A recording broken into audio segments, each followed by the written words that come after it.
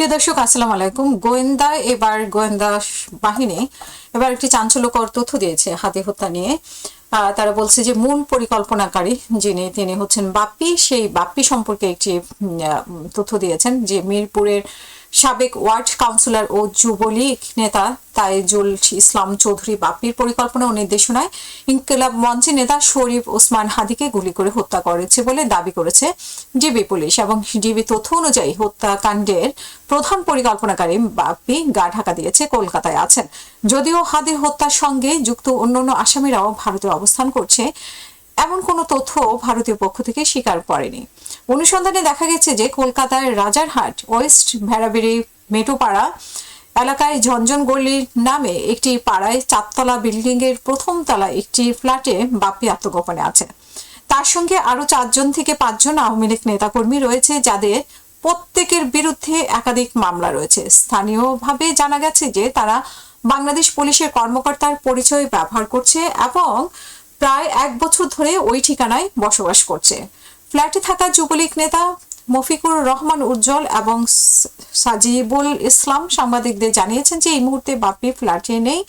DB সূত্র জানিয়েছে যে হত্যা শুটার ফয়সাল করিম ও সহযোগী আলমগীর হোসেনও ভারতে পালিয়ে আছে। অন্যদিকে আওয়ামী লীগের বিশ্বস্ত সূত্র বলছে বাপ্পি ইতিমধ্যেই ভারতের পুলিশের হাতে আটক রয়েছে, তবে স্থানীয় নারায়ণপুর থানায় পুলিশ তা অস্বীকার করেছে।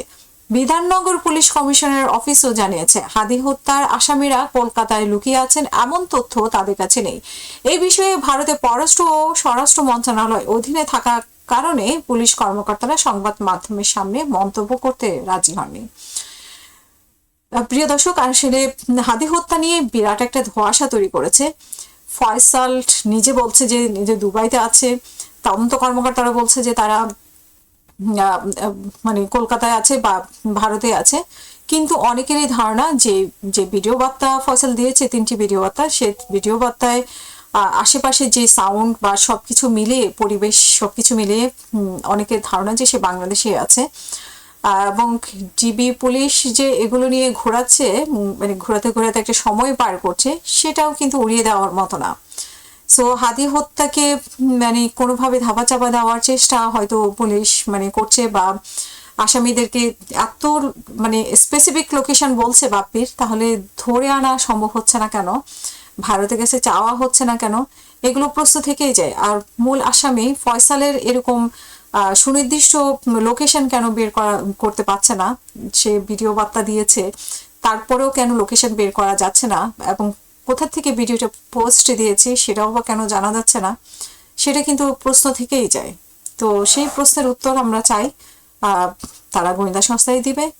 এবং সোশ্যাল মিডিয়াতে নানা কথাবার্তা হচ্ছে, আমরা চাই যে আসলে হাদি হত্যার বিচারটা হোক, সেটাই হচ্ছে সবচেয়ে বড় বিষয়। কিন্তু অতিরিক্ত সময় পার হয়ে যাচ্ছে এবং কিন্তু কোনো অগ্রগতি আমরা আসলে দেখতে পাচ্ছি না, এটাই হচ্ছে হতাশার বিষয়।